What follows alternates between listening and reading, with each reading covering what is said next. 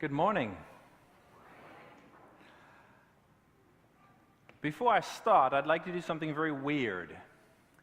Back home, I have an office and I have some staff, and they're very jealous about my trip here. As you can imagine, I've been sending them many pictures of all the awesome things I've seen in New York, and I wanted to take a selfie with all of you to show off.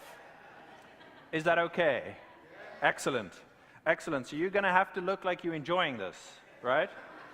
I'm going to try. Wait, let's get it the other way around. Yes, I'm going to try this, and then if you smile or something, 1, 2, 3, yeah. Excellent. Thank you. It's going to be awesome on Monday. I'm from Holland, and Pastor Todd said to me, it would be really great. We were talking on Facebook, and Nick had some weird ideas, and then Pastor Todd said, well, it would be really great if you could come and preach on your wooden shoes. Obviously, because I have so many shoes, I also have a pair of wooden shoes, but they're really uncomfortable, so we can't do that. But maybe a little bit of Dutch culture. I'm going to teach you what you usually say the most in church, and that is this: gezegende Sabbat. It means happy Sabbath. Gezegende Sabbat. Excellent. It's good to practice this for heaven where we all speak Dutch. My mother is very good at worrying. She's practiced it a lot in life, especially late at night. And now that she's 68, she's really brought it to a new level of perfection. She's what you could call an extreme worrier, like a PhD in worrying. And she can worry about 2 contradictory things at the same time, and then still have more space for other things to worry about as well. She can worry about anything. And little things like reality or physics, they don't get in the way of her worries. Now, I live in Holland, and in Holland you have a lot of weather. People talk about England being very rainy. It's a desert. Holland is wet. It starts to rain in September, and somewhere near May it stops. And then it starts to have showers for the rest of the year. Holland is very wet, but it's not cold. We don't have much ice, maybe 2 days of snow a year. So it's very wet, but not bad weather. But my mother, she lived in Holland for a while, but now she lives on the Canary Islands. And she's convinced that Holland, it freezes every day, all day, like Siberia. And she calls me regularly to warn me to be careful with the ice. Even in the middle of the summer, when it's 100 degrees outside, she's like, oh, Tom, when you're driving to work, be careful with the ice. And you look outside, and there are people in bathing suits, and you're like, what ice, Mom? Oh, I'm sure there's ice in cold Holland. It's my mother. So in Holland, with all the rain, I live next to a canal, because everyone lives next to a canal, because the water has to go somewhere. And this canal is a huge source of worry for my mother, because she is deathly afraid that while driving to work, I'll slip on the ice, fall in the canal, and drown. She talks about this with me regularly, weekly. Whenever I call, she's like, Tom, be careful with the ice and the canal. And I've actually promised, as a good son will, to take detours to avoid the canals. It's impossible, but, mothers. And one day, and this is where the story is going, one day, I'm getting ready for work, and the doorbell rings, and there's a FedEx guy with a package from Amazon. I'm like, I didn't order anything from Amazon. Megan didn't order anything from Amazon. I'm like, what is it? We open it up, and it's one of those flotation devices. One of those purple dinosaur thingies. Do you know what I mean? That kids have. And I look at it, and I'm like, why do I have this? And it's for 4-year-old children, and it won't fit around my average-sized, skinny waist. And I'm like, what is this for? Who is this for? What's up with this flotation device? But I have to go to work, so I get in the car, drive very carefully past the canal, get to the office, sit through an hour or 2 of meetings, and the phone rings. And it's my mother, and she said, did you get my present? I'm like, what present? The purple dinosaur flotation device. Is that from you? Yes, now, Tom, it's very important, please just promise me that whenever you get in the car, you'll wear it so that if you fall in the canal, you won't drown. Yes, a little thing like physics doesn't stop my mother worrying. She is convinced that if I wear it in the car, I will float and not drown. Now, we're all laughing, or most of us are, but we all do this. We're all like this. I see this in everyone's lives. We have these swimming aids to help cars float. Attempts to make life safe that don't really work. Attempts to preserve us from accidents that actually just make it irritating to live life. And this is a silly example, and I love my mother, and sometimes she's a little bit silly. And she'd be perfectly happy if I wore that aid because I wouldn't drown and then everything would be safe, even though it wouldn't. The thing was, while the example is silly, the phenomenon is not. We try to minimize risks in our lives with various safety measures, many of which make absolutely no difference. So today's sermon that I'd like to talk to you about today is entitled, Your God is Too Safe. And I'm saying that to myself, and I'm saying that to anyone who believes in God. Your God is too safe, because I truly believe it. I think that too many Jesus followers see God as a safety net to protect us from harm, a sort of safety mechanism to avoid danger. Now, there's a story in the Bible that I truly, truly love, and it's about Paul. And Paul is one of the people in the Bible who's planted a lot of churches. He was a pastor who traveled around, and traveling around, he got into some hairy situations. And the last story we have about him is he's captive. He needs to go to Rome to go to trial. And it's a matter of life and death. And the only way to get to Rome, basically, is by the sea. But Paul hates the sea. He hates the sea. He's been shipwrecked 3 times already. He does not see the sea as a safe place. One time he floated in the water for 24 hours before getting saved, kind of like Castaway, but then the abridged version without Wilson. And sailing at the time was even more risky than it is nowadays, because the history about it is the city of Rome was a big city, not quite New York, but pretty large, and they ate a lot of food. But the food had to keep coming into Rome to keep everyone fed. So you had to have a steady source of food coming into Rome, rain or shine, summer or winter. So what was the story? The Roman city would pay captains for trying to deliver grain. Not for delivering grain, but for trying to deliver grain. So you'd actually get your money when you set out to Rome, and it didn't really matter if you arrived or not. And if you were to shipwreck, you'd get the money back for your boat. So there was a big incentive for these captains to go out, rain or shine, worst typhoons, let's go for it, because money in the pocket. They took crazy chances. Generally, it's not a good idea to sail the Mediterranean between November and March, but the grain ships would, because there's money. And Paul is getting on one of these boats. And just before he gets it on, he has some safety issues he'd like to discuss with the captain. He stands up and he says, well, I have these minor caveats. He says, sirs, I can see that the voyage will be with danger and much heavy loss, not only of the cargo and of the ship, but also of our lives. So Paul's worried about safety, but the captain, he's worried about his back pocket, about cash. And they've literally just set out when a storm hits. And the crew tries everything to keep them safe. They do sailor things with ship parts to make things safe. I don't know much about sailing.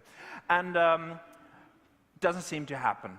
And a day into the storm, so they've been in the storm for a day, right? That's a long time. Day into the storm, they decide, we're going to throw the cargo overboard. Not a great loss, it's been prepaid.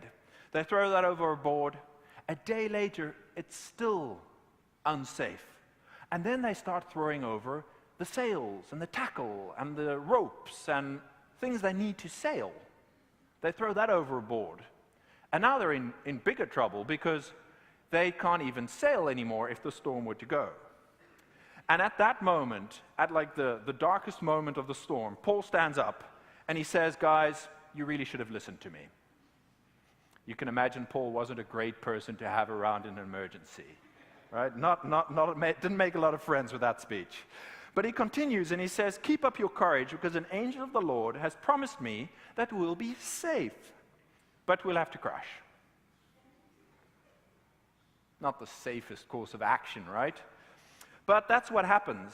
And I can imagine that Paul, sitting in this boat in the middle of the storm, knowing he's going to be shipwrecked again, he's starting to wonder, how safe is it to follow Jesus? How safe is it? He's been through quite a lot in his life, and now he's adding his fourth shipwreck for Jesus. And after a while, they do crash. And sadly, Paul doesn't have a purple dinosaur to get him safe. They hit a reef, he swims ashore, and it's in the middle of winter, so everyone's wet from the sea, and it's cold, and they're sitting around, and then it starts to rain. So they're colder and wetter and grumpier. And Paul decides to make a fire, and he's throwing some wood on the fire, and just as he throws wood on the fire, and finally starting to feel some warmth in his bones, and thinking, oh, there might be some light at the end of the tunnel, what happens? Boom, a snake jumps out of the fire and bites him. Yes. So this is Paul. 195 whippings, 3 beatings. He's been stoned once. He had 4 shipwrecks. He was 24 hours adrift at sea. He's been robbed countless times. He's been driven out of cities. He's wandered through deserts. And now he's been bitten by a snake. People say your God is too safe. But God doesn't seem very safe for Paul. Paul does survive the snake bite. He makes it to Rome, and he was probably put to death there. People say your God is too safe. But it doesn't seem that safe for Paul. Now, us in our lives, we try to minimize risk with various safety measures, and many of them are hardly useful. And we think that minimizing risk is safety. But for Paul, safety seems to be something else altogether. We try to control risk to make our lives safe. But is that really safety? Could it be that God looks at safety differently? I live in Holland, but my wife, she's doing her PhD in Cardiff. So we have what you call a living apart together relationship. We look forward to the together bits, as you can imagine. And we spend a lot of time in airlines. Anyway, so my wife lives in England. In England, or United Kingdom, sorry, in Wales, they have something called health and safety. It's a government program to keep us all healthy and safe. But it's mainly silliness. Like every company and every institution has to have a health and safety monitor. And as far as I can understand, the sole job of this person is to make sure the fire alarm works by testing it weekly when people are gathered. Right? So in church, you also have to test it weekly when people are gathered sometimes.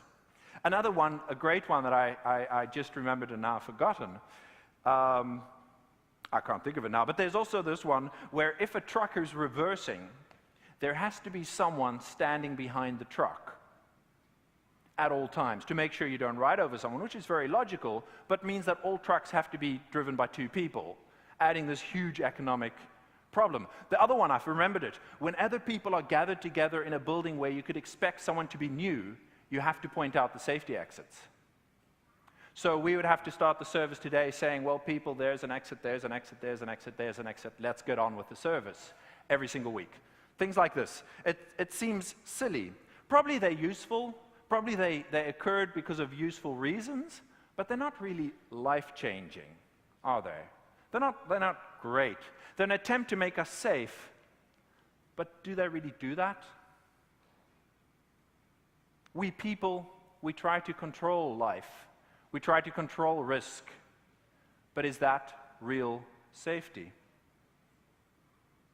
I think safety sometimes is like my mother's swimming aid, an attempt to minimize risk, but it's actually just a placebo. The idea that you could protect yourself from something, but it doesn't actually do that. It's an attempt to minimize risk to make us feel safer without actually being safer. And if we think about it, all of our systems of analyzing and minimizing risk, they're based on our own human value systems. Could it be that God's value system is different? Jesus talks about safety in quite a famous passage, and we just read it before. It happens in Mark 8, and the story that goes on before what we read is he's just told his disciples that he's not safe, that he will die soon. And he even tells them who's going to accuse him and how he's going to die. And Peter, one of the main followers, he's so shocked that he says, "Come, Jesus, let's go talk in a corner." And he tells Jesus, "I hear what you're saying, but this just cannot be true. How could I, Peter, be following someone who's going to change the world if you aren't safe? This is not what I had in mind.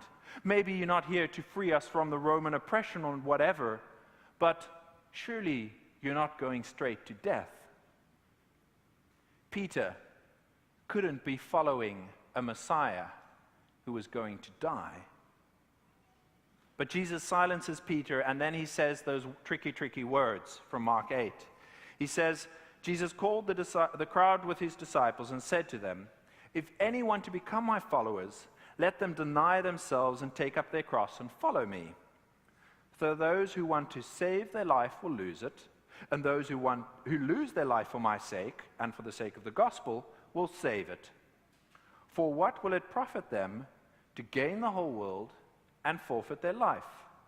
Indeed, what can they give in return for their life?" Now that's tricky language. It's hard to understand, but it's powerful. And we read it twice because it's tricky. Jesus is basically saying that following him should cost you dearly. It should be risky. It should be dangerous. It should be deadly. It should be hard. Jesus is telling his followers, he's telling us what following him really means. It's not safe. It's dangerous. Following Jesus is not a pleasant walk through the park nearby. Following Jesus is an extreme sport. Following Jesus is not safe. It's dangerous and risky. And if we think about it, obviously it is. Because what were we thinking? Do we think that the kingdom of God could come by freeing up a couple of hours every weekend to sit here in a building? Is that what we thought? Do we think that just a few minor adjustments in our weekly diary can bring the kingdom of God? If following Jesus can change the world, it can't be easy. It can't be safe. If you're safe, you're doing it wrong. Now, Paul was clearly not safe. He has a list of risky situations that would make stuntmen cry. He was extreme, and you can see him looking at me and saying, "Tom, your God is too safe. Your God is too safe." And Paul actually talks about this in one of his letters to one of his churches. He writes to I've got Ephesians here, but I'm pretty sure it's the Philippians. He writes to the Philippians, and he's reflecting on his life. And it's an awesome passage for the Greek scholars in the church, because it's got some very, very foul language. We'll come to that. It's Philippians 3. And Philippians 3, Paul is talking about what he calls confidence in the flesh. He's talking about safety, about what can you trust. And I'd like to read from halfway verse 4, if you want to follow along, or you can just listen. "If anyone else has reason to be confident in the flesh, I have more. I was circumcised on the 8th day. I'm a member of the people of Israel, of the tribe of Benjamin, a Hebrew born of Hebrews. As to the law, I was a Pharisee. As to zeal, a persecutor of the church. As to righteousness under the law, I was blameless." So Paul is basically saying, I could trust myself to be safe. I have everything you need to be safe. I can tick every safe box that we need. Circumcised on the right day, very important. 100% Jewish, even from the best tribe, the Benjamites. A Pharisee, the best education you could get. So righteous, such a follower of God, that I was willing to eradicate people who I didn't think followed God properly, the Christians. And most importantly, I was blameless under the law. Of all the laws God gave to man, I could follow every single one. Paul is saying, I am the man. And if someone would be able to control life, if someone was able to make life safe, it would be me, Paul. And not only life, even afterlife, because I've done everything God has ever asked me to do. Paul ticks every box for safety. But then, and this is where it gets interesting, he starts trying to say how he feels about all these things. And he says, yet whatever gains I had, these I have come to regard as loss because of Christ. So all these things that Paul's naming that made him capable, these things that make him safe, he's counting them as losses. He's throwing them away. Now, what is he throwing away? Not the things you'd often hear in a church, things that can be idols like money and cars and jobs and houses. No, Paul's not talking about that. He's talking about metaphysical things. He's talking about your lineage, from where you're from, who your family is. He's talking about your education. He's talking about those things that make you who you are. And even those things need to be losses. Now, when I originally read this, I wondered, what would I have to throw away? Not cars. I like cars, but I don't have a big one. Not houses. We live in a small apartment. Not money. We don't have much of that. And I don't think those things are interesting. Those things pass. But what things are Paul talking about? He's talking about the things that make me Tom. My degrees that I studied hard for. My family that I love a lot. My wife that I'm so happy to have met and to be able to share my life with. That's what Paul's talking about. What does Paul want to do with these things? Well, not burn them, and that's impossible and slightly cruel in the case of your family. It's more subtle than that. It's nuanced. It's about trust, it's about safety, it's about identity. The questions are, who do you trust? When are you safe? What defines your identity? Does your lineage, do your degrees, do your skills define who you are? Paul would say no. Throw them away so God can define you. Now, I said that was hard, but it's not enough for Paul because he continues. And he says, more than that.